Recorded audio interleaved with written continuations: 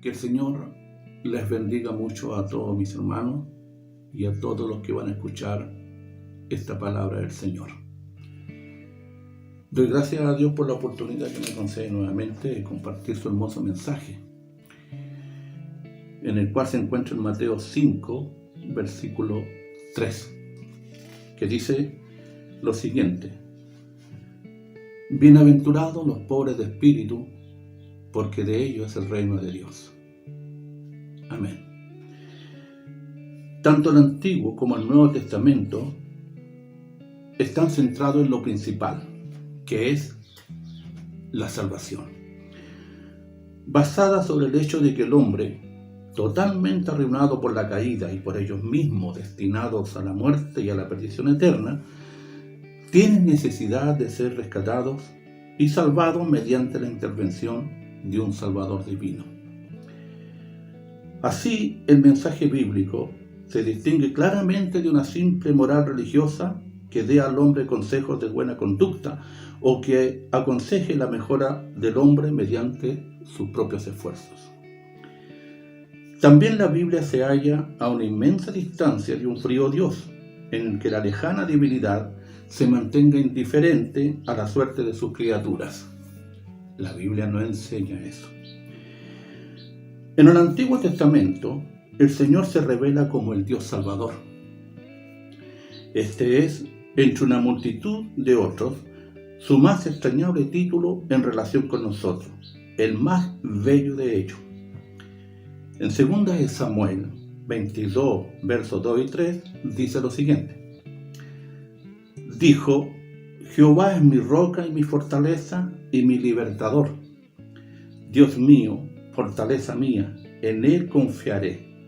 Mi escudo y el fuerte de mi salvación, mi alto refugio, Salvador mío, de violencia me libraste. Él es el Redentor, el único Salvador de Israel. Isaías 25:9 dice: Y se dirá en aquel día: He aquí, este es nuestro Dios, le hemos esperado y nos salvará. Este es Jehová, a quien hemos esperado, nos gozaremos y nos alegraremos en su salvación.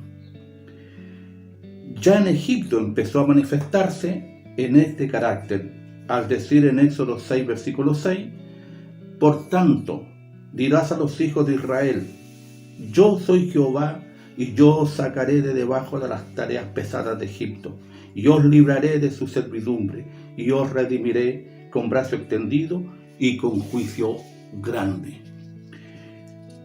Él liberó a su pueblo del horno de aflicción, del ángel exterminador, del amenazador Mar Rojo. Y Moisés exclama ante todo esto, en Deuteronomio 33:29, declara lo siguiente: Bienaventurado tú, oh Israel, ¿quién como tú, pueblo salvo por Jehová, escudo de tu socorro y espada de tu triunfo? Así que tus enemigos serán humillados y tú hollarás sobre sus alturas. No se trata de los miles de medios que emplea Dios, sino que es el mismo Dios, su presencia, su intervención victoriosa es lo que salva. En 1 Samuel 17:47 dice: Y sabrá toda esta congregación que Jehová nos salva con espada y con lanza, porque de Jehová es la batalla, y él os entregará en nuestras manos.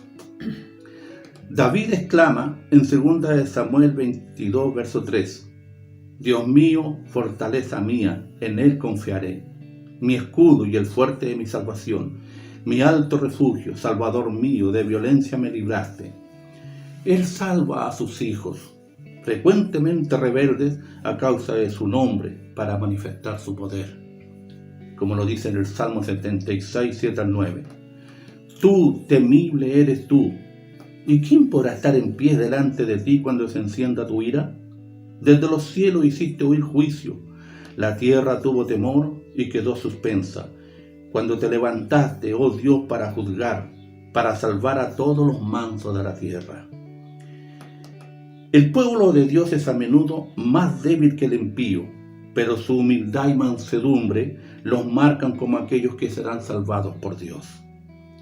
En el Salmo 37:11 dice: pero los mansos heredarán la tierra y se recrearán con abundancia de paz.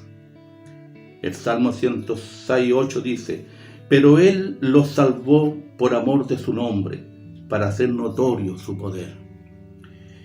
El profeta puede decir a Sión, como lo dice en Sofonías 3:17: Jehová está en medio de ti, poderoso, Él salvará, se gozará sobre ti con alegría, callará de amor, se regocijará sobre ti con cánticos. Y el salmista no deja de ensalzar la salvación de Dios. Salmo 37:39.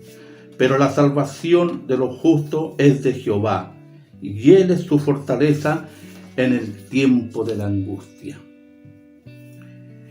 Esta salvación comporta además todas las liberaciones, tanto terrenales como espirituales. El Señor salva de la angustia y de las asechanzas de los malvados. Salmo 59:2. Líbrame de los que cometen iniquidad y sálvame de hombres sanguinarios. Él salva otorgando el perdón de los pecados, dando respuesta a la oración, impartiendo gozo y paz. Salmo 79:9. Ayúdanos, oh Dios de nuestra salvación, por la gloria de tu nombre, y líbranos y perdona nuestros pecados por amor de tu nombre. Sin embargo, el Dios Salvador en el antiguo pacto no se manifestaba aún de una manera plena. Se hallaba incluso escondido.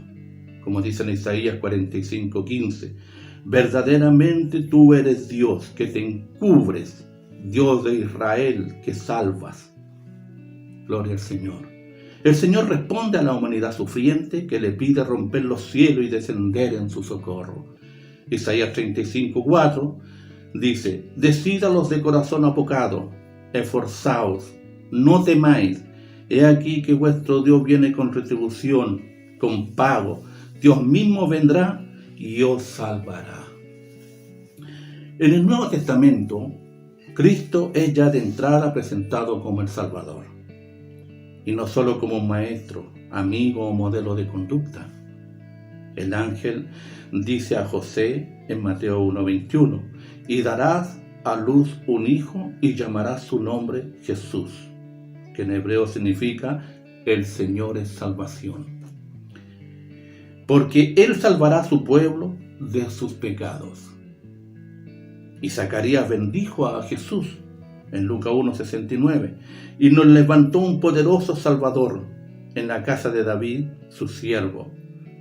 No había salvación en nadie más, como dice en Hechos 4:12, y en ningún otro hay salvación, porque no hay otro nombre bajo el cielo dado a los hombres en que podamos ser salvos. Jesús es el autor de nuestra salvación. Hebreos 5:9 dice: y habiendo sido perfeccionado, vino a ser autor de eterna salvación para todos los que le obedecen. Dios envió a su Hijo como Salvador del mundo. Primera de Juan 4:14. Y no vino a condenar al mundo, sino para que el mundo sea salvo por él. Juan 3:17. El Hijo del Hombre vino a buscar y a salvar lo que se había perdido. Lucas 19:10. Vino no para perder las almas de los hombres, sino para salvarlas. Lucas 9:56. La verdadera dicha es la alcanzada por aquellos que pueden exclamar: sabemos que verdaderamente este es el Salvador del mundo, el Cristo. Juan 4:42. En el Nuevo Pacto, el término de la salvación se aplica casi exclusivamente a la redención y a la salvación eterna. La salvación viene de los judíos, como lo dice en Juan 4:22. Vosotros adoráis lo que no sabéis, nosotros adoramos lo que sabemos, porque la salvación viene de los judíos. El Evangelio es la palabra de la salvación predicada en todo lugar.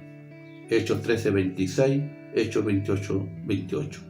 El Evangelio es poder de Dios para salvación de todo aquel que cree. Romanos 1:16. La gracia de Dios es la fuente de la salvación. Tito 2:11. Y esta fuente está en Jesucristo. Segunda de Timoteo 2:10. Dios nos llama a que recibamos la salvación, como dice en 1 Tesalonicenses 5, verso 9, porque no nos ha puesto Dios para ira, sino para alcanzar salvación por medio de nuestro Señor Jesucristo. ¿Cómo llega esta salvación? La salvación viene de Dios. La palabra del Señor dice: bienaventurados los pobres en espíritu, porque de ellos es el reino de los cielos. Pobre de espíritu significa lo contrario al orgullo o a la autosuficiencia. Se refiere la pobreza de espíritu a la profunda humildad de reconocer la absoluta bancarrota espiritual de sí mismo cuando estamos apartados de Dios.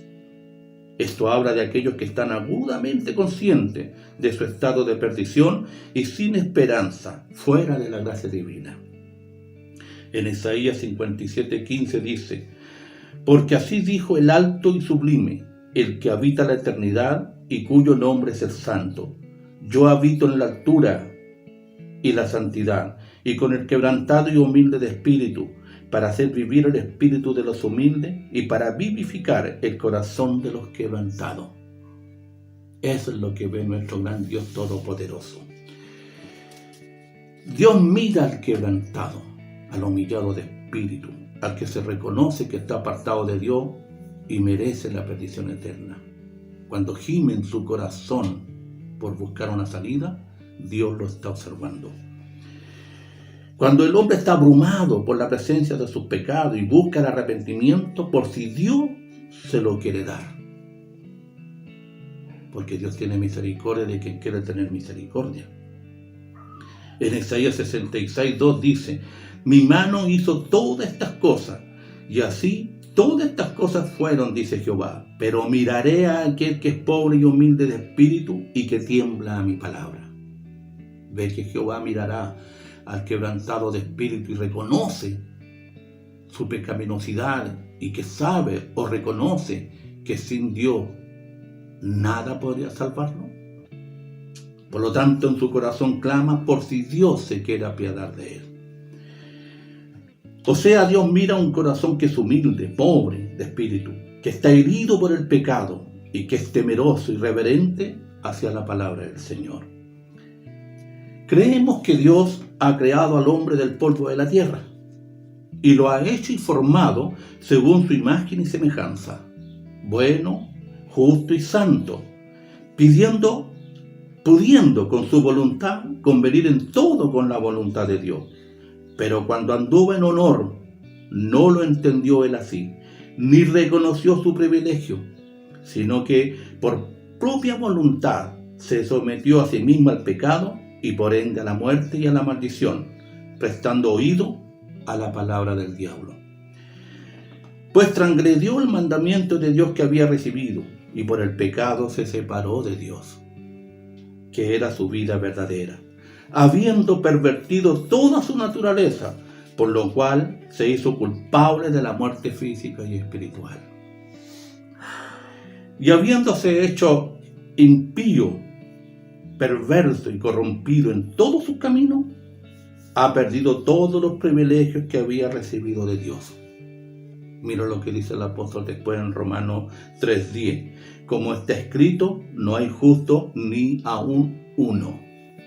Porque el hombre había perdido todos sus privilegios por haber creído en la palabra del diablo en aquel huerto y haber rechazado la palabra de Dios. Y uno de los grandes privilegios o dones que perdió el hombre fue la libertad de voluntad que Dios le había regalado, la voluntad de decidir por sí mismo. Esa voluntad el hombre la perdió al someterse al pecado, porque se sometió voluntariamente al pecado y al engaño. Juan 8:34 dice: Jesús le respondió: de cierto os digo, que todo aquel que hace pecado, esclavo es del pecado. Y en 1 Juan 3:8 dice: el que practica el pecado es del diablo, porque el diablo peca desde el principio. Para esto apareció el Hijo de Dios, para deshacer las obras del diablo. El hombre tiene esclava su voluntad al pecado. Por eso no puede decidir por sí mismo volverse a Dios. O sea, no puede decidir con razonamiento libre, porque se esclavizó voluntariamente al pecado. Y el pecado lo enyugó, lo sometió. Aunque el pecado lo ahogue y lo destruya, no pueden liberarse de él por voluntad propia. Por eso algunos buscan el suicidio como una manera de deshacerse del pecado que los agobia. Otros buscan la droga, el alcohol, para poder deshacerse de la agonía que llevan en su corazón. En resumen, el hombre no es más que un esclavo del pecado y no puede aceptar ninguna cosa si no le es dado del cielo. Nada puede aceptar el hombre si no es dado del cielo. Como dice en Juan 3:27, respondió Juan y dijo, no puede el hombre recibir nada si no le fuere dado del cielo. Y en Juan 6:65 dice, y dijo, por eso os he dicho que ninguno puede venir a mí si no le fuere dado del Padre. O sea, el hombre por voluntad propia, una voluntad esclavizada, corrompida por el pecado, el hombre no puede decidir ir a Cristo a menos que el Padre lo envíe. ¿Quién sacará a relucir su voluntad? Puesto que ésta comprende que la mente carnal es enemistad contra Dios. Romanos 8:7 dice, por cuanto los designios de la carne son enemistad contra Dios, porque no se sujetan a la ley de Dios, ni tampoco pueden. Qué horrenda es la situación del ser humano esclavizado en el pecado. Para abreviar, ¿quién sugerirá idea alguna si comprende que no somos competentes por nosotros mismos para pensar algo como de nosotros mismos, sino que nuestra competencia proviene de Dios? Segunda de Corintios 3:5. En resumen, ¿a quién llega la salvación? Como dice en Mateo 5:3, a los pobres de espíritu, a los quebrantados, a los que reconocen su condición pecaminosa y claman en lo profundo de su alma por una salida que no saben dónde se encuentra, pero que quieren salir de ahí. Por lo tanto, a aquellos que están conscientes de su estado de perdición y sin esperanza, apartados de Dios, reconociendo que no pueden acercarse a Dios a menos que Dios se acerque a ellos. Y claman por misericordia, como lo dice en Lucas 18, verso 13. Mas el publicano, estando lejos, no quería ni aún alzar sus ojos al cielo, sino que se golpeaba el pecho diciendo, Dios, sé propicio a mi pecador. O sea, no tenía más esperanza que la misericordia de Dios. O sea, que Dios se compadeciera de él. Porque Dios no estaba obligado a compadecerse. El hombre esperaba que Dios lo hiciera. Toda la gloria es para el Señor. En Isaías 57:15 vuelvo a repetir lo que dice. Porque así dijo el alto y sublime el que habita en la eternidad, y cuyo nombre es el Santo. Yo habito en la altura y la santidad y con el quebrantado y humilde de espíritu, para hacer vivir el espíritu de los humildes y para vivificar el corazón de los quebrantados. O sea, Dios está dispuesto a darles vida a aquellos que angustiosamente claman por misericordia. Creemos que nuestro buen Dios, por su singular sabiduría y bondad, viendo que de esta manera el hombre se había arrojado a la muerte corporal y espiritual y se había hecho totalmente miserable, pasó a buscarlo cuando temblando el hombre se escondía de él y le consoló prometiéndole darle a su hijo, el cual nacería de una mujer, a fin de quebrantar la cabeza de la serpiente que es el diablo y hacerle libre en su voluntad si colocaran sus ojos en Jesucristo. O sea, Dios les prometió libertad a aquellos que pusieran sus ojos en Jesucristo. Dios les prometió libertarle esa voluntad esclavizada para que pudieran decidir por sí mismos devolverse a Dios. Dios prometió esto hace miles de años para todos aquellos que confiaran en la obra de Jesucristo. Dice en 1 Juan 3:8, el que practica el pecado es del diablo, porque el diablo peca desde el principio, pero para esto apareció el Hijo de Dios, para deshacer las obras del diablo. Y en Juan 8:36 dice, así que si el Hijo os libertare, seréis verdaderamente libres. El hombre no puede liberarse por sí mismo para ir a Cristo. Cuando el hombre en su agonía por el pecado escucha la palabra y pone sus ojos o fe en Jesús, Dios el Padre le libera su voluntad esclavizada y activa su fe para que vaya a Cristo. Como dice en Filipenses 2:13, porque Dios es el que en vosotros produce aún así el querer como el hacer por su buena voluntad. O sea, cuando el hombre se vuelve en su agonía y pone sus ojos en la palabra o en Cristo y empieza a confiar que es la única solución para su vida, Dios viene y le activa su fe para que pueda ver la gloria que es en Jesucristo. Y Dios promete libertarle esta voluntad para que vaya a Cristo y empiece a caminar en obediencia detrás de Él. Qué gran promesa nos hace el Señor. En Juan 6:44 dice, ninguno puede venir a mí si el Padre que me envió no le trajere y yo le resucitara en el día postrero. Jesús siempre confirmando que los que vienen a Él es porque son enviados por el Padre. Por eso, ese clamor, esa angustia profunda que nace cuando viene ese vacío enorme, es la tristeza según Dios que lleva al arrepentimiento. Y Dios activa la fe del hombre para que ponga sus ojos en Cristo. Cuando ve esta angustia, cuando lo ve quebrantado y pobre de espíritu, cuando ve el reconocimiento en ello, que no hay salvación más que en Dios. Toda la gloria es para el Señor.